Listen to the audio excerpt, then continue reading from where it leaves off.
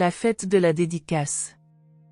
Pendant que l'on installait le camp de Pella, Jésus, se faisant accompagner de Nathanaël et Thomas, se rendit secrètement à Jérusalem pour assister à la fête de la dédicace. Les deux apôtres ne se rendirent compte que leur maître allait à Jérusalem qu'après avoir traversé le Jourdain au gué de Béthanie.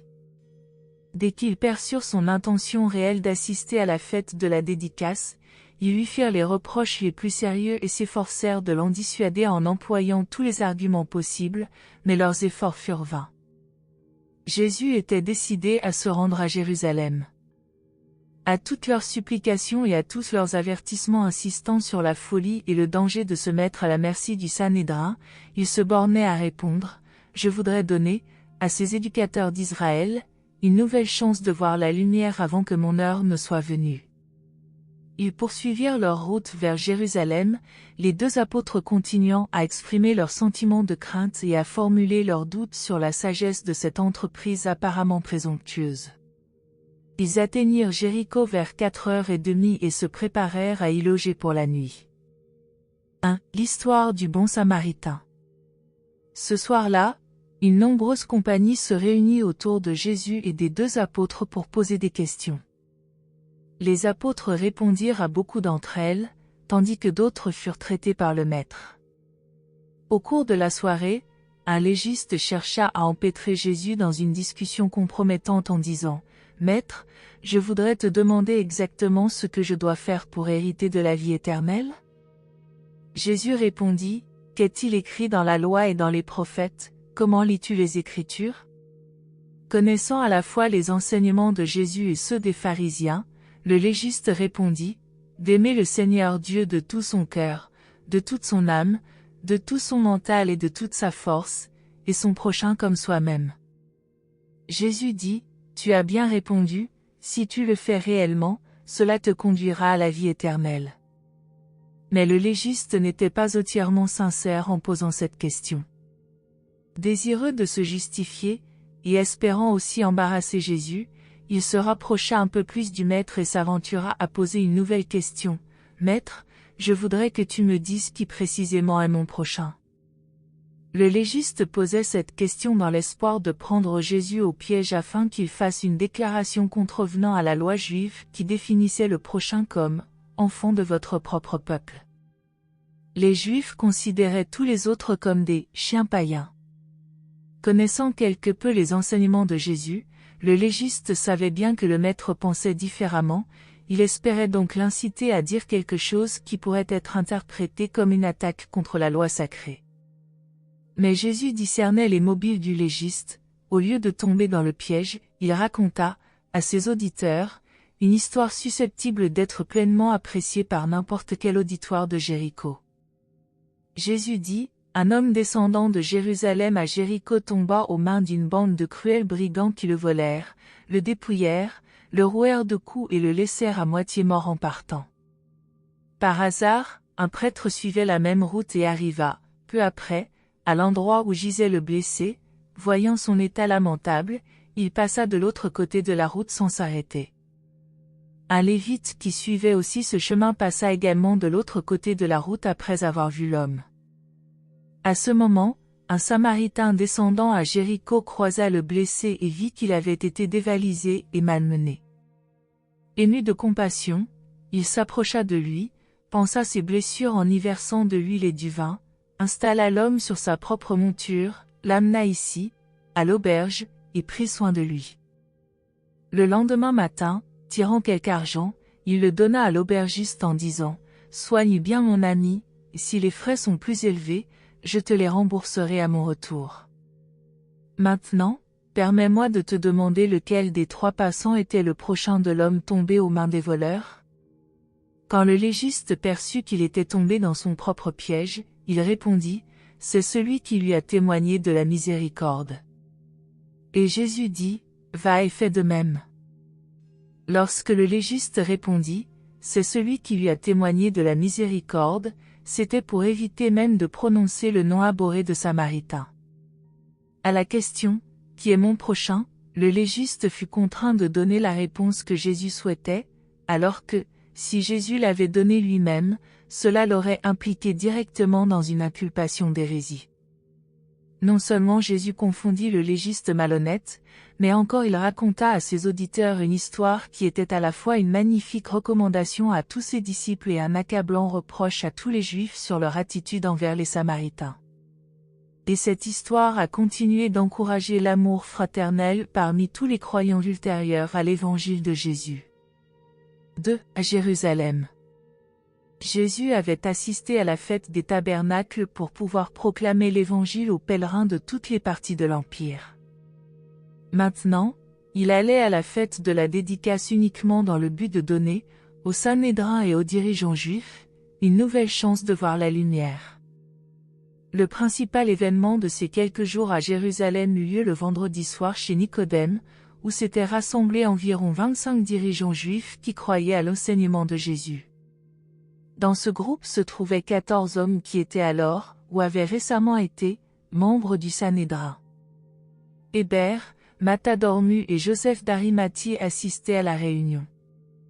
En cette circonstance, les auditeurs de Jésus étaient tous des hommes instruits. Ils furent tous stupéfaits ainsi que les deux apôtres, par la portée et la profondeur des remarques que le Maître fit à ce groupe distingué. Depuis l'époque où il avait enseigné à Alexandrie, à Rome et dans les îles de la Méditerranée, jamais Jésus n'avait fait montre de tant d'érudition, ni d'une pareille compréhension des affaires humaines, aussi bien religieuses que laïques. À la fin de cette petite réunion, tous les auditeurs se séparèrent, intrigués par la personnalité du Maître, charmés par la grâce de ses manières et remplis d'amour pour lui. Ils avaient cherché à donner des conseils à Jésus à propos de son désir de gagner à sa cause les autres membres du Sanhédrin. Le Maître avait écouté attentivement, mais en silence, toutes leurs propositions. Il savait bien qu'aucun de leurs plans n'aboutirait. Il sentait que la majorité des dirigeants juifs n'accepteraient jamais l'évangile du royaume. Il leur donna néanmoins à tous cette nouvelle chance de faire leur choix. Mais, en repartant ce soir-là avec Nathanaël et Thomas pour leur campement sur le mont des Oliviers, le Maître n'avait pas encore décidé la méthode qu'il adopterait pour attirer, une fois de plus, sur son œuvre, l'attention du Sanhédrin. Nathanaël et Thomas dormirent peu cette nuit-là, ils étaient trop stupéfaits par ce qu'ils avaient entendu chez Nicodème. Ils méditèrent longtemps sur la remarque finale de Jésus concernant une offre des anciens membres et des membres actuels du Sanhédrin de l'accompagner devant les 70. Le Maître dit, « Non, mes frères, cela ne servirait à rien. Vous multiplieriez la colère, qui retomberait sur vos têtes, sans apaiser le moins du monde la haine qu'il me porte. Allez chacun vous occuper des affaires du Père selon les directives que l'Esprit vous donnera, tandis que j'attirerai, une fois de plus, leur attention sur le royaume suivant les directives que mon Père me donnera. 3. La guérison du mendiant aveugle. Le lendemain matin, Jésus et les deux apôtres allèrent chez Marthe à Béthanie pour prendre leur déjeuner, puis se rendirent immédiatement à Jérusalem. Ce matin de sabbat, tandis que les trois hommes approchaient du temple, ils rencontrèrent un mendiant bien connu, né aveugle, qui était assis à sa place habituelle. Les mendiants ne sollicitaient ni ne recevaient d'aumône le jour du sabbat, mais ils avaient la permission de s'asseoir à leur place habituelle. Jésus s'arrêta, tandis qu'il regardait ce mendiant aveugle-né, une idée lui vint à l'esprit sur la manière d'attirer de nouveau, sur sa mission terrestre, l'attention du Sanhédrin, des autres dirigeants juifs et des éducateurs religieux.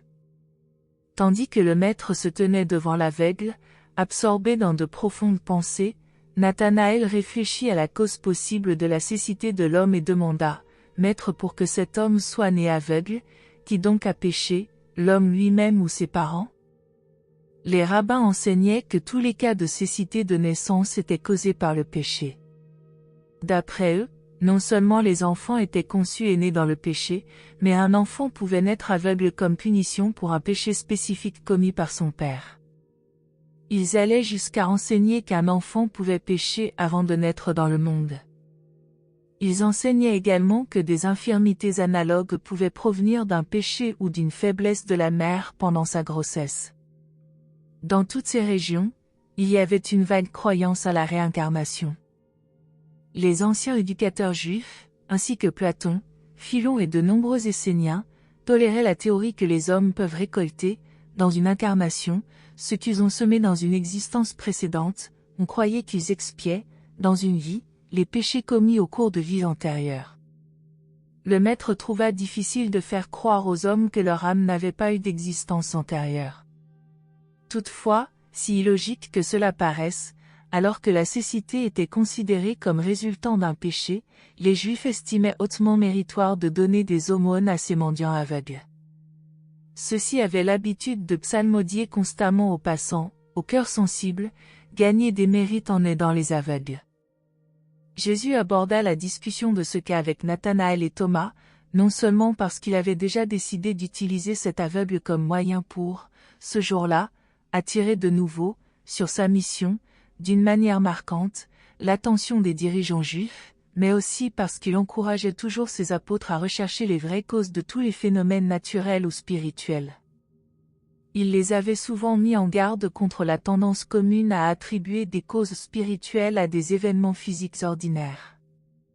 Jésus décida d'employer ce mendiant dans ses plans pour l'œuvre de la journée, mais, avant de faire quelque chose pour l'aveugle, dont le nom était Josia, il commença par répondre à la question de Nathanaël. Le maître dit, « Ni cet homme ni ses parents n'ont eu besoin de pécher pour que les œuvres de Dieu se manifestent en lui. La cécité lui est venue au cours naturel des événements. Pendant qu'il fait jour, il nous faut maintenant faire les œuvres de celui qui m'a envoyé, car la nuit va certainement venir, et il sera alors impossible de réaliser l'œuvre que nous allons accomplir. Pendant que je suis dans le monde, je suis la lumière du monde, mais, dans peu de temps, je ne serai plus avec vous. » Quand Jésus eut parlé, il s'adressa à Nathanaël et à Thomas, et dit, « Créons la vue de cet aveugle en ce jour de sabbat, afin que les scribes et les pharisiens trouvent pleinement l'occasion qu'ils cherchent d'accuser le Fils de l'homme. » Jésus avait constamment parlé de manière que le mendiant puisse l'entendre. Il se pencha ensuite pour cracher sur le sol et mélangea de l'argile au crachat, puis il alla vers Josia et mit l'argile sur ses yeux aveugles en disant, « Mon fils, va laver cette argile dans la piscine de Siloé, et tu recevras immédiatement ta vue. » Et, lorsque Josia se fut ainsi lavé dans la piscine de Siloé, il retourna vers ses amis et sa famille en voyant. Ayant toujours mendié, il ne savait rien faire d'autre, donc, lorsque la première excitation due à la création de sa vue fut calmée, il revint à la place habituelle où il sollicitait les aumônes. Quand ses amis, ses voisins et tous ceux qu'il avait connus précédemment remarquèrent qu'il pouvait voir, ils dirent tous, « Celui-ci n'est-il pas Josia, le mendiant aveugle ?» Certains penchaient pour l'affirmative, tandis que d'autres disaient, « Non, c'est quelqu'un qui lui ressemble, mais cet homme peut voir. » Lorsqu'ils interrogèrent Josia lui-même, il répondit, « C'est moi. » Quand ils commencèrent à lui demander comment il était devenu capable de voir, il répondit, « Un homme nommé Jésus a passé par ici, tout en parlant de moi avec ses amis, il a mélangé de l'argile avec un crachat, oint mes yeux et m'a prescrit d'aller me laver dans la piscine de Siloé. J'ai fait ce que cet homme m'a dit, et aussitôt j'ai reçu ma vue. Cela s'est passé il y a quelques heures seulement, et je ne connais pas encore la signification de beaucoup de choses que je vois. » Et, lorsque les gens qui s'étaient attroupés autour de lui demandèrent où l'on pouvait trouver l'homme étrange qu'il avait guéri, Josia put seulement répondre qu'il n'en savait rien. Il s'agit là d'un des plus étranges de tous les miracles du Maître. Cet homme n'avait pas demandé à être guéri. Il ignorait que le Jésus, qui lui avait ordonné de se laver à Siloé et promis sa vision, était le prophète de Galilée qui avait prêché à Jérusalem durant la fête des tabernacles. Cet homme ne croyait guère qu'il allait être doté de sa vue, mais les gens de l'époque avaient grande foi dans l'efficacité du crachat d'un grand homme ou d'un saint.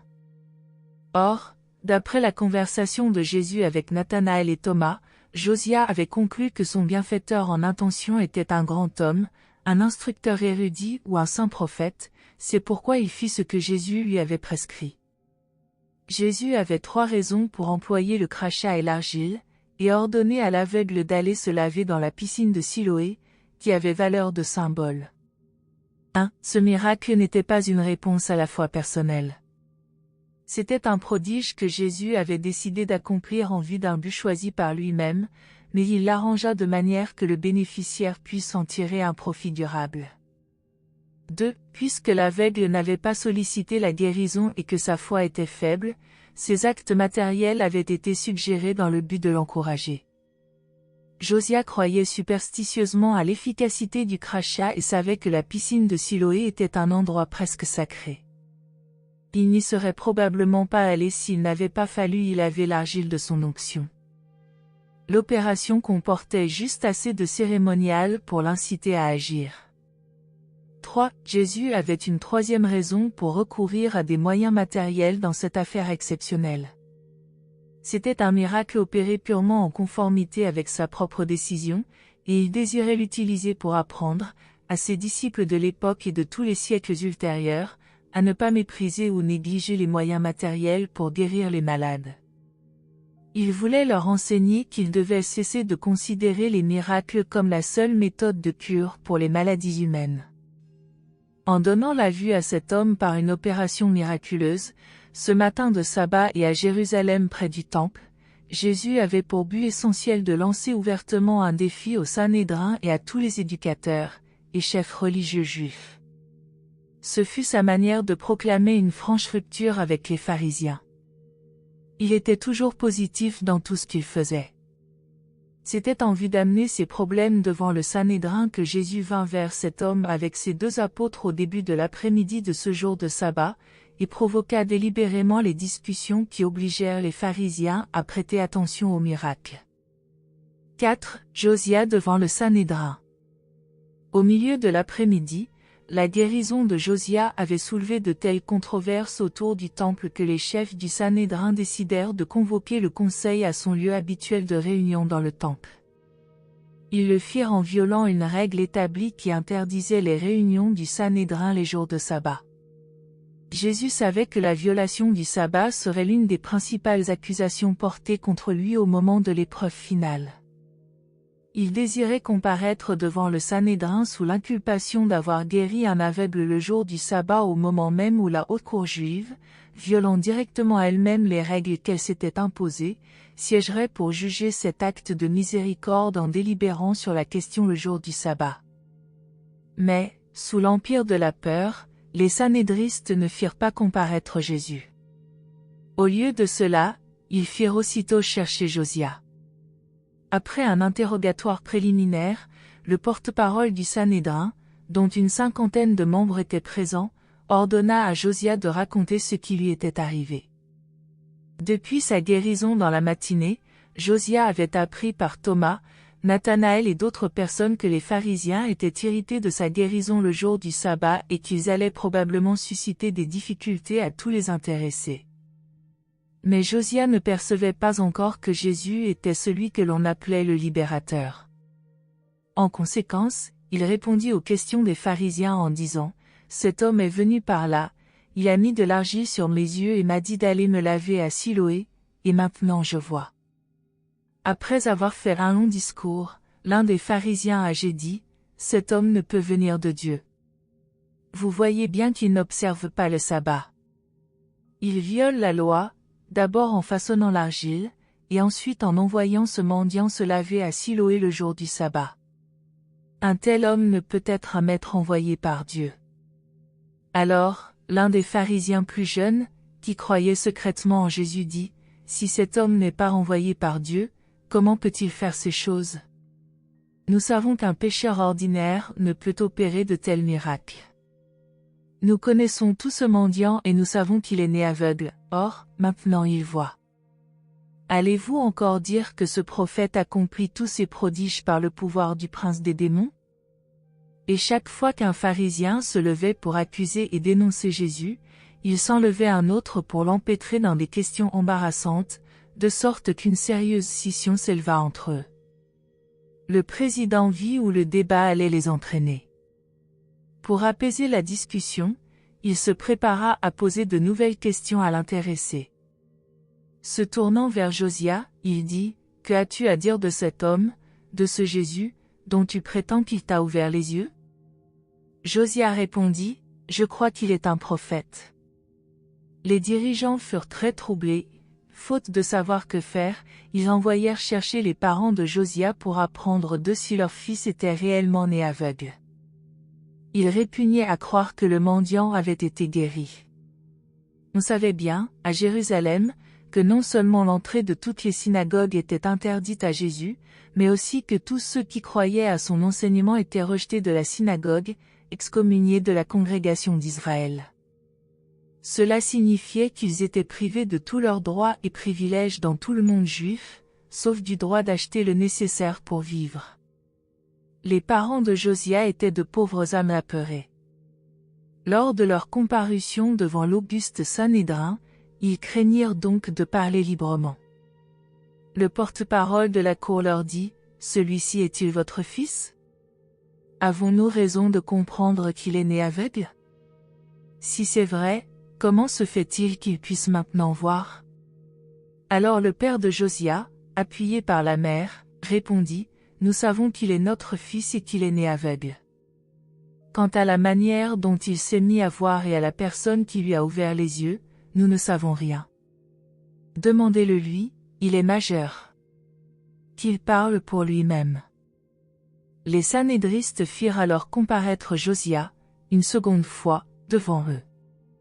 Ils ne se tiraient pas bien d'affaire avec leur projet de faire un procès dans les formes, et certains d'entre eux commençaient à se sentir mal à l'aise en agissant ainsi un jour de sabbat. En conséquence, lorsqu'ils eurent appelé Josia, ils essayèrent de le prendre au piège par une autre méthode d'attaque. Le délégué de la cour demanda à l'ex-aveugle, « Pourquoi ne rends-tu pas gloire à Dieu pour cela? Pourquoi ne nous dis-tu pas toute la vérité sur ce qui est arrivé? Nous savons tous que cet homme est un pécheur. Pourquoi refuses-tu de discerner la vérité?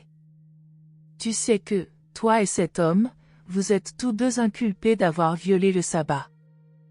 Ne veux-tu pas expier ton péché en reconnaissant que c'est Dieu qui t'a guéri, si tu prétends toujours que tes yeux ont été ouverts aujourd'hui? » Mais Josia n'était ni sot ni dépourvu d'humour, il répondit donc au délégué de la cour, « Je ne sais pas si cet homme est un pécheur, mais il y a une chose que je sais, c'est que j'étais aveugle et que maintenant je vois. » Faute de pouvoir prendre Josia au piège, ils continuèrent à l'interroger et lui demandèrent, « De quelle manière exacte t'a-t-il ouvert les yeux? Que t'a-t-il réellement fait?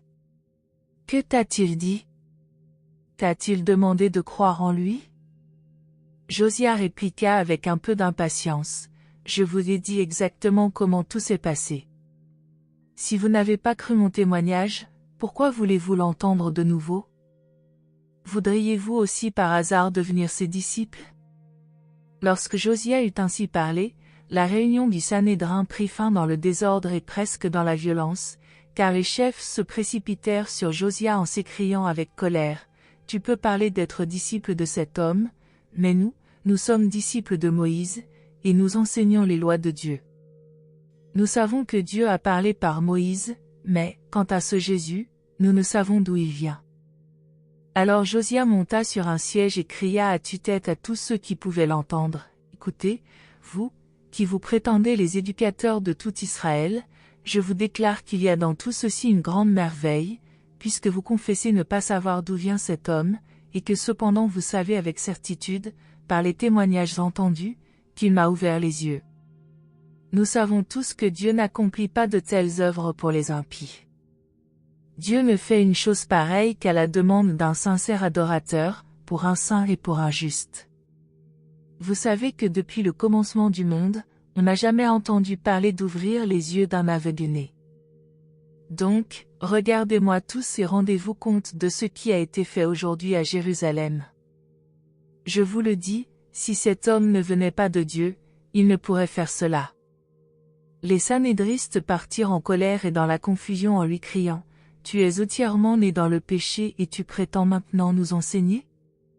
Peut-être n'es-tu pas réellement né aveugle, même si tes yeux ont été ouverts le jour du sabbat, ce fut grâce au pouvoir du prince des démons. » Et ils allèrent aussitôt à la synagogue pour en exclure Josia. Josia aborda cette épreuve avec de faibles notions sur Jésus et la nature de sa guérison. La majeure partie du témoignage qu'il donna avec tant d'intelligence et de courage devant ce tribunal suprême de tout Israël, se développa dans son mental à mesure que le procès se poursuivait de cette manière injuste et dépourvue d'équité. 5. Les enseignements sous le porche de Salomon. Durant tout le temps où, en violation du sabbat, cette session du Sanhédrin se déroulait dans l'une des salles du temple, Jésus se promenait à proximité et enseignait le peuple sous le porche de Salomon. Il espérait qu'il serait convoqué devant le Sanhédrin et pourrait lui annoncer la bonne nouvelle de la liberté et de la joie de la filiation divine dans le royaume de Dieu. Mais les sanhédristes avaient peur de l'envoyer chercher. Ils étaient toujours déconcertés par les soudaines apparitions en public de Jésus à Jérusalem. Jésus leur donnait maintenant l'occasion qu'ils avaient si ardemment recherchée, mais ils craignaient de le faire comparaître devant le Sanhédrin, même comme témoin, et ils craignaient encore plus de l'arrêter. On était au milieu de l'hiver à Jérusalem, et les gens cherchaient à s'abriter partiellement sous le porche de Salomon. Tandis que Jésus s'y attardait, les foules lui posèrent un grand nombre de questions, et il les enseigna pendant plus de 2 heures. Quelques éducateurs juifs cherchèrent à le prendre au piège en lui demandant publiquement « Combien de temps nous tiendras-tu en suspens ? Si tu es le Messie, pourquoi ne nous le dis-tu pas franchement ?» Jésus dit « Je vous ai maintes fois parlé de moi-même et de mon Père, mais vous n'avez pas voulu me croire. Ne voyez-vous pas que les œuvres que j'accomplis au nom de mon Père témoignent pour moi ? Mais beaucoup d'entre vous ne croient pas, parce que vous n'appartenez pas à mon troupeau. Seuls sont attirés par l'instructeur de la vérité ceux qui ont faim de vérité et soif de droiture. Mes brebis écoutent ma voix, je les connais et elles me suivent. Et, à tous ceux qui suivent mon enseignement, je donne la vie éternelle, ils ne périront jamais et nul ne les arrachera de mes mains. Mon Père, qui m'a donné ses enfants, est plus grand que tous, de sorte que nul ne peut les arracher des mains de mon Père. Le Père et moi, nous sommes un.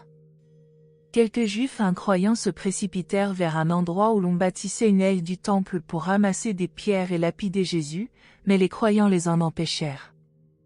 Jésus poursuivit son enseignement, « Je vous ai montré beaucoup d'œuvres du Père accomplies par amour, maintenant je vous demande pour laquelle de ces bonnes œuvres vous songez à me lapider. » L'un des pharisiens répondit, « Nous ne voulons te lapider pour aucune de tes bonnes œuvres, mais à cause de tes blasphèmes, car, étant un homme, tu oses t'égaler à Dieu. » Et Jésus répondit, « Vous accusez le Fils de l'homme de blasphème parce que vous avez refusé de me croire quand je vous ai déclaré que j'ai été envoyé par Dieu. Si je n'accomplis pas les œuvres de Dieu, ne me croyez pas, mais si j'accomplis les œuvres de Dieu, même si vous ne croyez pas en moi, je pensais que vous croiriez aux œuvres.